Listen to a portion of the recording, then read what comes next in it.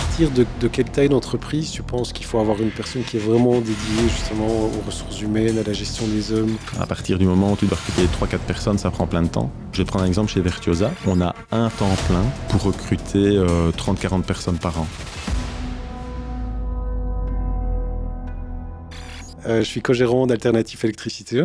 Du coup, Alternatif Électricité, on a démarré dans l'électricité résidentielle haut de gamme il y a quelques années.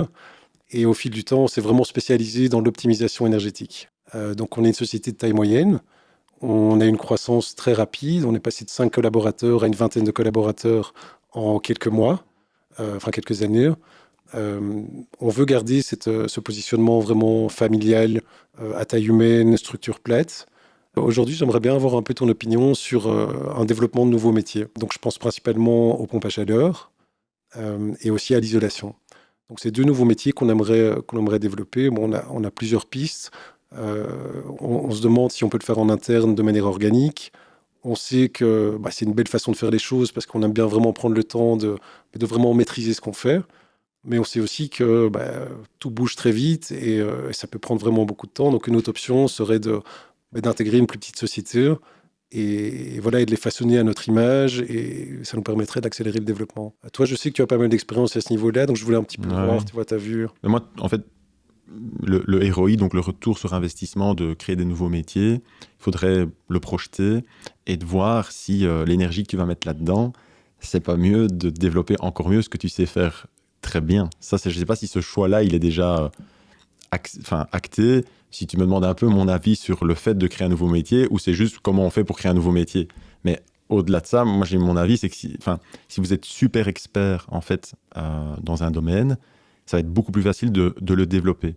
Et ce que je remarque, c'est souvent, les entrepreneurs se posent cette question, quand ils arrivent à un plafond de verre managérial, de se dire, regarde, on a ce frein-là, on a ce frein-là, on a ce frein-là. En fait, on sait, dans un métier, comment faire de démarrer de 0 à 20, c'est ce que vous avez fait. Franchement, ça va être la même chose dans un autre métier, 0 à 20, mais ça va être comme une autre ruche sur le côté à faire. Mais est-ce que le challenge managérial, le challenge entrepreneurial, c'est pas de passer au-dessus d'une structure de 20 personnes et en fait, que ce soit une pompe à chaleur ou autre chose, vous allez retrouver les mêmes problèmes, vous allez certainement peut-être bloquer au même endroit, et les erreurs, les problèmes, les difficultés de performance que vous avez aujourd'hui, mais vous allez les retrouver dans les autres métiers aussi. Et donc, est-ce que la question, c'est pas comment on craque le game dans les métiers que vous êtes aujourd'hui? Vous avez déjà une base super construite, et donc il y a qu'à faire, quoi. Que de redémarrer de zéro, de reprendre... alors, il y a un petit côté excitant de créer un nouveau métier, de dire c'est comme une start-up, on recommence de zéro, etc. Mais voilà. Moi, je prône pour le côté focus. Je préférais que tu me dises l'inverse, que tu me dises, écoute, on fait 4 trucs là, on va faire que le panneau photovoltaïque, j'en sais rien, je dis ça comme ça. Je trouve beaucoup plus cohérent ça que d'aller vers plein de choses. Le but entrepreneurial, c'est quoi? Est-ce que c'est la volonté d'avoir une belle grosse entreprise avec des process bien ficelés, rentables, où les clients sont contents? Si c'est ça, je pense que le service au départ, il doit être le plus simple possible. Parce que plus tu as de métier, plus c'est différent. En fait, ou plus c'est compliqué. Tu vas vendre, on va penser à ce leader des panneaux photovoltaïques, il vend un dossier, imagine des process super clairs, il prend le dossier, il le met sur la chaîne de production, hop, ça part, il y a les commandes qui se lancent, il y a la compte, il y a le remesurage final, j'en sais rien, etc. Tu imagines toute la chaîne de production. Imagine que tu dois faire panneau, électricité, bazar, machin, truc, voilà. Tous les process sont plus compliqués. Et donc, ton évolution va d'office être plus lente que si tu le mets la même puissance que sur un truc. Ça, c'est business entrepreneurial de base. Ouais. Maintenant, s'il y a une volonté de répondre à un besoin, bazar, machin, mais là, oui, il faut peut-être réfléchir. Et moi, je faisais tout l'inverse. Moi, j'avais une entreprise générale. On faisait tous les métiers quasi en interne. On sous-traitait aussi beaucoup. C'était super compliqué, mais on est parvenu à processer ça. Mais c'est très dur, voilà, c'est ça. Et si je devais recommencer, je ferais qu'un truc. Ah oui, d'accord. Voilà. Mais après, je pense que c'est la volonté, c'est ce qui t'anime. Si toi, tu as vraiment envie de faire ça, il faut le faire. Mais niveau process, ça va être lourd, quoi, si tu veux bien le faire, quoi. Ça, je suis sûr à 100%. Mais est-ce que c'est possible de le faire? Bien sûr que oui. Et est-ce que c'est pas ça la discussion d'aujourd'hui? C'est comment comment un des deux patrons, ou les deux, vont arriver à former une personne pour être remplacé au même niveau. Tout à fait. Ouais. Ouais. Parce que je pense qu'un des deux, enfin vous, votre métier du coup maintenant, ça va être plus de vous y connaître en électricité, ça va être de savoir former à quelqu'un aussi bon que vous. Voilà, et le métier doit changer. Et donc je pense que votre projet dépend de la capacité de tes associés à pouvoir former quelqu'un aussi bien qu'eux, quoi. C'est ça. Ouais. Et là, je crois que si on se dit que c'est ça le problème à régler, on peut parler de plein de solutions, mais ça passera par... on ne pourra pas faire tout ça aujourd'hui. Ça passera par faire et voir et se planter et essayer de former quelqu'un. Ouais. Et puis former quelqu'un, il y a deux grandes solutions. C'est soit engager quelqu'un de l'extérieur, soit de faire grandir quelqu'un de l'intérieur. Ça, voilà. Là-dessus, est-ce que vous avez déjà... C'est ce qu'on est occupé à faire, en fait. D'une manière générale, dans la boîte, on laisse toujours la chance en interne. Donc, quand il y a un nouveau poste qui s'ouvre, on va toujours privilégier quelqu'un qui est déjà dans la société, s'il a les compétences, évidemment. Et donc là, on a identifié donc deux personnes pour justement prendre ces places-là. Et là, on est vraiment en période de transition. Donc, de petit à petit, on leur donne de plus en plus de responsabilités. Et eux vont prendre le relais. Donc ça, c'est l'objectif. Ouais. Mais ça prend du temps. Je pense que le nouveau dans ta boîte doit passer beaucoup de temps, mais beaucoup de temps avec l'un de tes associés pour vraiment apprendre. Ça, c'est une chose. Donc, en gros, c'est ton associé qui fait et lui, il regarde. Puis, c'est l'inverse. Et puis, on s'éloigne doucement. Et puis, il sait le faire et il s'envole. Ça, c'est la base. Et après, ce que je te proposerais de faire, c'est le mieux, je crois. En fait, tous les outils, Virtuosa, etc., c'est vraiment incroyable. Ça aide. Mais pour moi, ça, il faut coupler ça avec des process à côté. Et ce que je te conseillerais de faire, c'est d'écrire un peu la Bible de comment on fait chez Alternatif quand on est chef de projet, donc le poste, quoi. En gros, qu'est-ce qu'on attend d'un chef de projet? Et donc, c'est du matin, quand on touche la poignée du bureau, jusqu'au soir, quand on part, qu'est-ce qu'on attend? Et donc, c'est vraiment dans tout. Et donc, je classerais au bureau, au devis, relation client, comment on présente un supplément, comment on fait ci, comment on fait là, tout. Vraiment comme un mode d'emploi. En fait, il faudrait créer votre mode d'emploi de la fonction de tes associés. Et après, il faut former ces personnes à faire ce mode d'emploi, à respecter ce mode d'emploi. Et ce qui est magique quand c'est le premier, parce que là, c'est la première fois que vous allez devoir le faire, vous pouvez le faire en même temps avec la première personne. Et donc, et c'est un moment génial. L'idée, c'est de se dire, tiens, notre but, c'est de engager un gestionnaire par an, un chef de projet par an, tel premier, et on a envie d'écrire les règles avec toi. Et du coup, voilà. Donc, je pourrais te montrer, j'ai ça dans la boîte que j'avais fait. Super. Comme ça, tu as un peu le cadre de ce qu'on attend, etc. Et donc, je mets... En fait, et j'avais croisé ça avec les grilles de salaire. Donc, il y a ce que j'attends, et puis il y a un niveau d'autonomie dans ce que j'attends. Donc, l'autonomie, elle était de 10 à 100%. Et donc, j'avais tout ce que j'attendais de 10 à 100%. Et puis, ça faisait des points, et le total des points faisait un salaire et faisait une position en tant que gestionnaire, quoi. Et je crois que ça marchait très très bien. Ça a fait notre évolution. En fait, ce qui s'est passé, c'est que dans l'évolution que j'ai vécue, sur 13 ans, c'est les 4-5 dernières années que ça a fait ça a vraiment explosé à partir du moment en fait, que j'ai compris ce système de formation, quoi. Sinon, avant, j'étais un peu comme 90% des entrepreneurs à faire tout à la place de tout le monde. Et là, c'est vraiment ça. Prendre le temps de... Donc, c'est vraiment définir des KPI... Qui sont liés directement à la rémunération ou au bonus, ou est-ce qu'il y a un aspect financier? Oui, il y a tu peux commencer sans. Maintenant, ce qui est chouette, c'est que tous les 6 mois, on fait un peu le point. Je vais dire, là, avec le premier, ça doit être même le profil, quoi. Je crois que le premier, il doit avoir un peu un profil entrepreneurial. Le genre de gars que vous devez avoir, pour moi, c'est un gars qui hésite à monter sa boîte.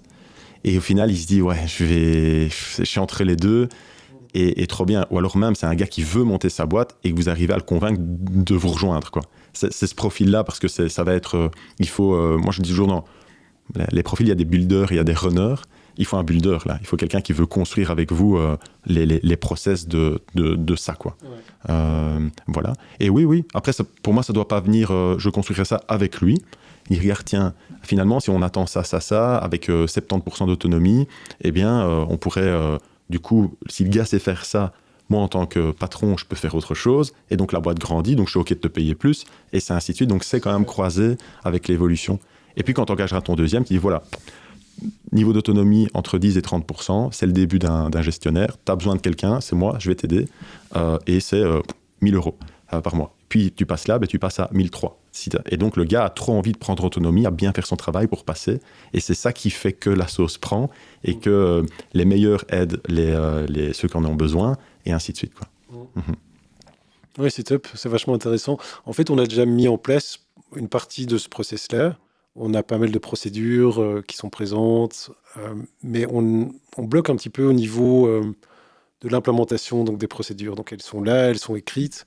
On a un règlement de travail aussi qui est très développé. Mais au niveau vraiment, tu vois, de l'implémentation de ces différents process, c'est très compliqué pour nous de faire passer le message aux hommes et de leur dire, voilà, tu vois, il y a tous ces process-là à respecter. On sait que tu as déjà 1000 choses à penser dans ta journée.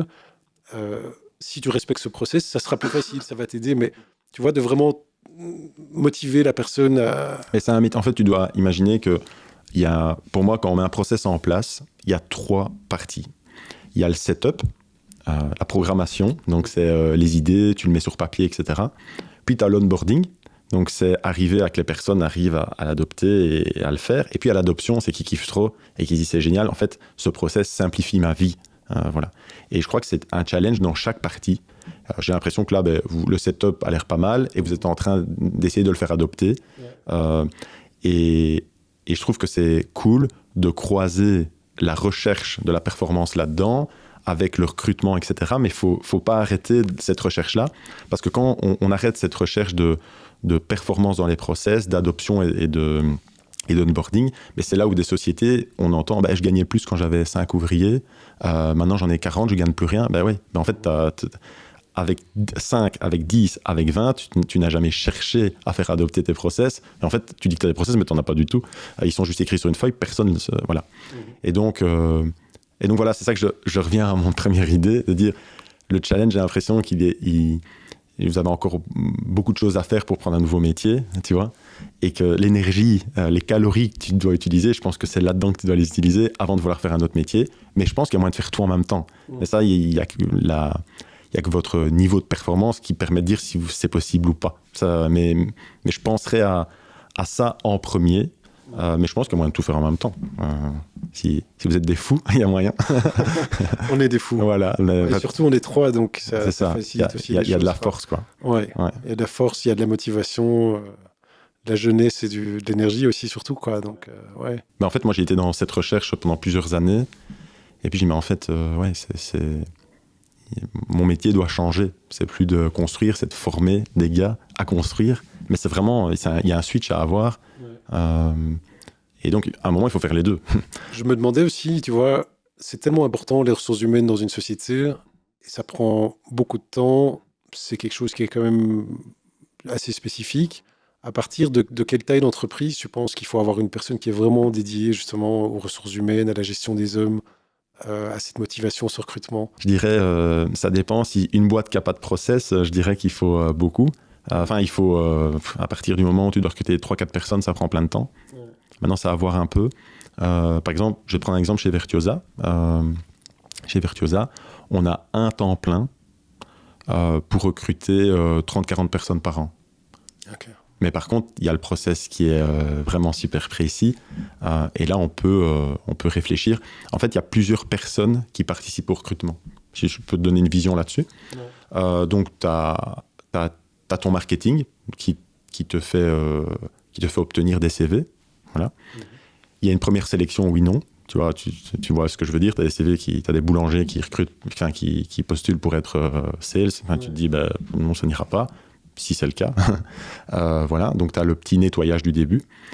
Et après, l'objectif, c'est de dire, je vais faire un premier call, un appel avec lui, pour voir un peu où il en est, ce qu'il veut, ce qu'il recherche, vraiment pour le sentir la première fois. Après ça, il y a la première vraiment interview générale, quoi. Nous, on l'appelle interview générale. Et là, l'idée, c'est, on creuse un peu si niveau package, on est dans le bon, parce que on creuse un peu, on creuse totalement si niveau valeur, ça colle. On pense surtout à l'équipe qui va devoir intégrer et de voir si, parce que notre mission, je pense qu'en recruteur, c'est de faire la bonne équipe, s'il va matcher avec l'équipe, si pas, dans quelle équipe je le mettrai, tu vois, vraiment voir s'il y a le match, quoi. Voilà. Si c'est le cas, ça passe en technical interview. Donc là, il a un exercice à faire. Okay. Voilà. Et s'il réussit son exercice, il a le dernier rendez-vous, on lui fait la proposition, et puis il réfléchit ou il signe tout de suite. Et chez nous, c'est des personnes différentes. Par exemple, si toi, tu es au bureau, tu pourrais faire le call et le screen call, et peut-être général interview, mais peut-être qu'après, tu ne fais plus rien. Le technical interview, c'est par exemple, c'est passer une demi-journée avec une équipe, donc tu as vraiment confiance, et après l'équipe te fait un feedback, et tu fais une petite grille sur ce que tu as envie de vérifier. Et puis le final, soit c'est avec toi, avec tes associés, mais en tout cas, vous partagez toutes ces étapes. Et en fait, c'est beaucoup plus léger pour toi, ça fait plaisir aux hommes. Les hommes vont se dire, j'ai recruté l'ouvrier que je voulais. Tu vois l'ambiance que ça peut donner. Et en fait, tu peux envoyer du lourd, en fait. Tu peux dire lundi, mardi, hein, X il va chez toi, mardi, mercredi, et tu peux aller beaucoup plus vite et à faire ça. Top. C'est vrai que c'est un des gros challenges, quoi, hein, de choisir les bonnes personnes, surtout quand tu es une société de taille moyenne, de ne pas se tromper. Nous, on fait moins d'erreurs depuis qu'on fait des technical interviews. J'en faisais déjà dans mon entreprise de construction. Et technical interview, ça peut être, par exemple, tu veux... Je sais pas, ce qui est important, je pense, c'est que pour tous les postes, je pense que tu as une job description assez précise. Okay. Et par exemple, je sais pas, admettons, on parlait de domotique avant de commencer le rendez-vous. Tu dois savoir programmer une domotique. C'est simple. Je veux dire qu'il n'y a rien de plus évident et clair que ça. Mais technical interview, on le fout devant une domotique, il doit la programmer. Tout à fait, ouais. Voilà. Et au moins, avant ça, moi j'avais dit, mais merde, je l'ai engagé, en fait, il ne sait pas faire ça et pas faire ça. Mais là, non, c'est tout ce qui était important. En fait, on valide tout ce qu'il sait faire avant de le faire. Dans le bâtiment, c'est bien plus simple qu'ailleurs. Hein, parce que dans le bâtiment, on fait les choses, quoi. Il n'y a pas trop la réflexion du truc. Tu sais le faire ou tu ne sais pas le faire, en fait. Donc voilà. Après, on peut les aider à grandir, à le faire, mais au moins, on sait ce qu'on achète. On sait qui vient nous rejoindre. Et ça a fait vraiment la différence. Ok. Au niveau des valeurs aussi, je trouvais ça intéressant que tu dises que c'était un des critères principaux, quoi. Dans notre cas, c'est vrai que ça nous est déjà arrivé de recruter des personnes qui n'avaient peut-être pas encore toutes les compétences et de nous dire, lui, en fait, on le voit trop bien dans la boîte, on le voit trop bien évoluer avec nos équipes, on va lui donner sa chance et ça mettra peut-être un petit peu plus de temps à le former au début, mais au moins, on part avec quelqu'un qui fit avec l'ADN de la boîte. Et comment tu fais pour déceler qu'il a l'ADN de la boîte ? Alors, on a des petits jeux de rôle et des petits tests, ouais. En fait, nous, on est vraiment dans on a beaucoup de valeurs fortes, en tout ce qui est transparence, respect des autres, éthique vis-à-vis du client. Et donc, de temps en temps, quand on fait les interviews, on va être à plusieurs. Donc, peut-être 2 associés seront présents.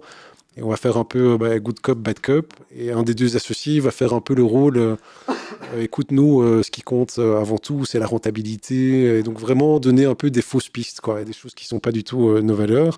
Et de voir comment la personne réagit. Et ça nous a déjà aidé de tomber sur des candidats qui, en fait, sont des yes men et disent ouais, ok, on va faire ça, on va essayer de vendre n'importe quoi. Et voilà, donc ça, c'est un des exemples. À fond. C'est bien, ouais, c'est de le projeter, tu as bien raison. Nous, on fait ça aussi. On n'est pas en mode bad cop, mais on a des phrases comme ça qu'on lit et on regarde un peu le non-verbal pour voir si les personnes intègrent bien ces idées ou si c'est juste une façade ou s'ils ne sont pas d'accord, quoi. Ça, c'est vraiment... C'est le talent du recruteur, je pense, de gérer ça. Ce que je trouve difficile aussi, pour ma part, moi, je suis plus dans le travail de bureau, les process, le recrutement, la finance et ce genre de choses-là, la stratégie. Pour moi, les profils qui sont qualifiés ou très qualifiés, j'ai beaucoup plus facile. Mais par contre, quand on cherche, par exemple, un manœuvre ou un profil qui est vraiment beaucoup moins qualifié, mais j'ai plus de mal. Et ça, c'est un peu compliqué, quoi, parce qu'en fait, j'ai plus de mal à identifier les drivers de la personne et de me dire est-ce que cette personne cherche à évoluer dans la société, à évoluer en compétences, ou est-ce que c'est plus au niveau financier Et en fait, ça, c'est plus compliqué. Ouais, après, ce qui est compliqué avec les manœuvres, c'est qu'il y a plein de pépites où ils sont manœuvres, ils deviennent chefs d'équipe 5-6 ans plus tard. Donc ça fait trop plaisir de tomber sur ça et de les recruter. Et après, oui, il y a des manœuvres qui ont peut-être envie de rester manœuvres. Et si ça correspond au travail, ça peut le faire. Mais c'est ça que je veux dire, si tes valeurs dans la boîte, c'est de toujours évoluer, tu dois retrouver que les pépites. Ah ouais. Sinon, pour moi, ça fait fake par rapport à tes valeurs d'engager quelqu'un qui ne veut pas évoluer, qui est heureux d'être manœuvre, alors que tu dis que dans ta boîte, je pense que les valeurs, on ne négocie pas, quoi. C'est le truc où... tant pis, on n'a pas de manœuvre, on attendra de trouver le bon. En fait, la première étape du recrutement, c'est le sourcing. Donc, c'est vraiment les leads que tu vas avoir. Et comment tu fais pour générer autant de leads ? Plus le bouche à oreille, le marketing payant ? C'est trop bien, c'est une bonne question. Il y a plein d'axes. L'axe qui fonctionne le mieux pour moi dans la construction, c'est celui qui fonctionnait beaucoup, c'est le référal. Donc, pour moi, c'est les personnes de la boîte qui se bougent pour trouver des autres. Et il y a une forme de magie qui se passe par rapport à ça, parce que imagine ton chef d'équipe qui va te conseiller une personne, il est en train de choisir son collègue. Donc, il y a un match qui se fait, quoi. Et en plus, si tu l'as engagé et qu'il a les bonnes valeurs, et qu'il va l'avoir dans les pattes pendant toute sa carrière, il ne va pas trop faire d'erreurs. Il y a vraiment moins d'erreurs en référal qu'ailleurs. Voilà. Et le référal, ce qu'on fait chez Virtuosa et que j'aurais dû faire dans mon entreprise de construction, c'est qu'on le paye bien. Ah oui. Mais vraiment bien. Comment on rémunère le référal aux personnes de la boîte qui trouvent ça, qui trouvent un candidat. On a un premier niveau. En fait, on a un document partagé où c'est un Excel, c'est un sheet partagé avec les ouvriers, avec tout le monde, où ils doivent être nom, prénom, téléphone et le contexte. Je l'ai rencontré au barbecue de ma belle-mère, voilà, c'est tout. Pour mettre un nom, rien que mettre le nom, on lui donne un cadeau, un chèque Amazon de 10 €. Juste le nom. Ah ouais, c'est cool ça. Ouais. Parce que, en fait, le but, c'est qu'on ait les 20 personnes qui travaillent dans ta boîte, ils se retrouvent avec des dents bien longues, d'aller recruter pour toi. T'imagines la différence de puissance de recrutement. Tout à fait. Ouais. Voilà. Il y a une étape, c'est le rendez-vous avec le management. Ça veut dire qu'il a passé la sélection du CV, il a passé le screen call avec toi, et il a réussi le général interview. S'il passe ça, il a 300 €. C'est cool. Et si tu l'engages, il a 1 000 €. Et s'il reste plus de 6 mois, il a encore 500 €. Ah ouais. Mais en fait, mais c'est clair que ça coûte ça rien. Motive, quoi. Ça, c'est pas cher. Ouais. Si tu dois passer par Une agence demandera plus, ouais. Mais et en fait, tout le monde est chaud patate, quoi. Ça met le sourire, etc. Et voilà comment on fait le référal. C'est top. Et en fait, c'est un événement, en fait. C'est un truc trop chouette. Oui, et puis j'imagine que si la personne vient par un de tes hommes, il a envie que ça se passe bien après, donc il va tout faire pour l'aider. Exactement, il est un peu chouchouté. Et nous, on a une règle qui est que les personnes qui viennent par le référal, les candidats, on les chouchoute encore plus que les autres, quoi. Voilà. Et alors, ce qui est important, c'est qu'on les chouchoute, ça veut dire qu'on, comme un sales avec son client, et bien là, le recruteur avec ce type de candidat, il faut être au maximum, quoi. Vraiment, on veut vraiment qu'il y ait un respect avec ce conseil, etc. Et on n'hésite pas, donc on est très très transparent avec la personne qui a donné la candidature, quoi, le contact. Donc chaque fois qu'il passe une étape, le recruteur doit donner un petit coup de fil pour expliquer où il en est, parce que sinon, si on fait pas ça, on a remarqué que le travailleur se pose plein de questions sur ce qui est en train de se passer avec le conseil qu'il a donné. Et là, on est vraiment super transparent pour pas qu'il se pose de questions. Ça, Ok. Tu gagneras du temps si tu fais ça. Et du coup, au niveau des profils, imagine tu cherches un manœuvre, donc tu vas demander à d'autres manœuvres, ou bien tu vas... Ah non, toute la boîte. Toute la boîte, quoi. Ah ouais, c'est ça. Donc même les personnes qui sont pas du tout dans la même fonction... Je vais te donner un exemple. Là, chez Virtuosa, par exemple, la directrice financière a été conseillée par quelqu'un qui n'a rien à voir avec... Ah ouais, c'est ça. Ouais. Ok. Ce qui marche bien aussi dans le bâtiment, pas chez nous. Donc, il faut savoir que LinkedIn, pour le monde de la construction, ça sert quasi à rien. Voilà, il y a très peu du monde de la construction sur LinkedIn, à part les directeurs et les hauts niveaux. Mais il y a très peu de gestionnaires, encore moins de conducteurs et quasi pas d'ouvriers. Par contre, sur Facebook, il y a beaucoup. Et donc, c'est de créer une pub. À la place que tu vends ton panneau, tu dis que tu recrutes. Il y a un petit formulaire, le gars s'inscrit et tu reçois une notif comme quoi, voilà. Ça crée du volume. Ouais. Et tu mets un budget peut-être de 100 balles par mois, ça tourne, tu vois le résultat. Ouais. Et en fait, on revient comme une conversion de vente. Ouais. Tu as mis 100 balles, tu as eu 10 CV, tu en as signé un. Bah, tu sais que un te coûte 100 balles. Et donc, tu veux en recruter 10, bah, tu mets 1000 balles. Et voilà. Ça aussi, ça marche assez bien. Peut-être aussi, du coup, on parlait des leads tout à l'heure. C'est clair que nous, on est dans le photovoltaïque, donc c'est quand même un secteur qui est assez compétitif, quoi. Il y a du monde. On se démarque fort par rapport à notre valeur ajoutée, nos services, notre positionnement qui est quand même fort différent. Si tu vas voir notre site, en fait, tu vas voir qu'il y a une identité qui est assez différente des autres.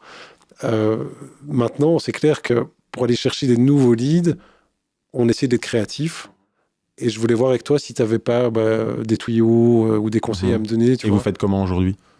On fait un petit peu de tout. Les canaux traditionnels, quoi. On fait du marketing payant, on fait des articles de blog, donc en organique. On fait du référal aussi. On essaie de travailler avec des toituriers qui vont nous apporter des leads. Là, on a un peu plus de mal. Donc, si on veut creuser l'ADS, c'est quoi ? Donc, tu as le gars, quand il clique, il tombe sur quoi ? Alors, on a un petit formulaire qui est fait avec quelques infos. Les contacts, l'adresse, le type d'installation. C'est le formulaire Facebook ou c'est un formulaire qui t'envoie dans autre chose ? On a fait les deux. Okay. On a fait le formulaire Facebook et on a fait un formulaire sur notre site. Le formulaire sur le site était beaucoup trop détaillé, donc on s'est rendu compte en fait que les personnes n'avaient pas le temps ou ne prenaient pas le temps de le faire. Donc on a simplifié ça. Il y a un petit formulaire et puis on recontacte le client pour qualifier le lead. Et aujourd'hui, un lead te coûte combien dans cette solution-là ? On est dans les 50 €. Ah ouais, mais c'est rien du tout. Pour moi, ça marche. Oui, c'est cool. Ça. Ouais. On n'en a pas suffisamment, mais... Il faut mettre plus de budget. Ouais. Non, parce que c'est la règle, c'est ça. Si tu sais qu'un lead, c'est 50 balles, t'en veux 100, voilà. Ouais. Sur 10 demandes, tu as combien de dossiers ? Ça dépend des canaux. Quand c'est du bouche à oreille, là, on a un taux de conversion magnifique, on est à 50%. Si jamais c'est des leads qui viennent plus via Meta ou une autre source, là, c'est plus faible. C'est peut-être... on est dans les 15-20%. Donc, c'est bien, mais c'est pas encore suffisamment... Ouais, tu vas être à 250 € ton contrat avec Meta. Ouais. Si je t'amène un contrat, tu me donnes 250, il va être c'est pas cher, quoi. Du coup, est-ce que c'est pas... Est-ce qu'il suffit pas pour avoir plus de travail, monter ce budget tout simplement. Ouais. Et tu te prends pas la tête à... En fait, c'est ça, c'est le ROI, quoi. Tu vas peut-être chercher pendant non-stop à une solution, alors qu'il suffit de mettre un peu de budget et ça te résout tes problèmes, quoi. Ouais, tout à fait. Je pense que... Et après, par contre, la mission, ça va être de diminuer ces 50 €. Ouais. Donc, faire des tests, changer ton texte d'accroche, changer la photo, changer le formulaire. Nous, on a vu beaucoup de différences dans les formulaires. Les formulaires trop compliqués, c'est... En fait, les formulaires trop compliqués va t'amener de la qualité, parce que le gars a tellement rempli qu'il sait en fait parfaitement quoi. Les formulaires très simples va t'amener des gens qui demandent, mais en fait, ils n'ont pas besoin. C'est ça, hein. Nom, prénom, en fait, ça se remplit automatiquement avec le truc automatique. Ouais. Du coup, il faut entre les deux. Il faut quelque chose qui matche bien.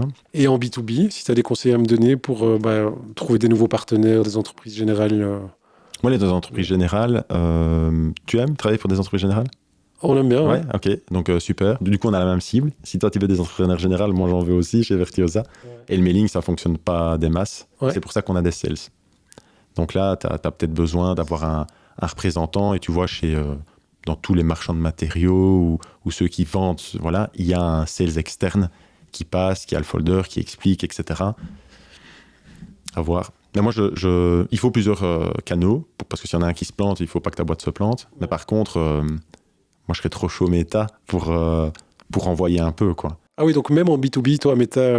Oui, tu as une chance, c'est que le monde entrepreneur de la construction, on se dit que c'est du B2B, mais comme en Belgique, 99% des entreprises ont moins de 50 employés, il y a énormément de petites boîtes, il n'y a pas de grosses boîtes. Ça ressemble un peu à un marketing B2C, en fait. Et donc, Meta, tu pourrais plutôt avoir une communication qui touche les professionnels et une communication qui touche les particuliers et voir un peu ce que ça donne. Ah ouais. Allez, du coup, qu'est-ce que tu dis ? Qu'est-ce que tu mettrais en place en repartant d'ici ? Écoute, je crois que tu as confirmé ce que je pensais au niveau des process. Je pense que c'est super important de bien se concentrer là-dessus avant de passer à autre chose. Être sûr que vraiment tout roule. Et alors, un autre point super important aussi, c'est de pouvoir passer le flambeau au niveau des associés et de mettre les bonnes personnes en interne en place pour prendre leur place et qu'ils puissent se dégager du temps pour développer des nouveaux métiers ou des nouvelles régions. Exactement. Très bien. Merci beaucoup pour tes conseils. Avec plaisir.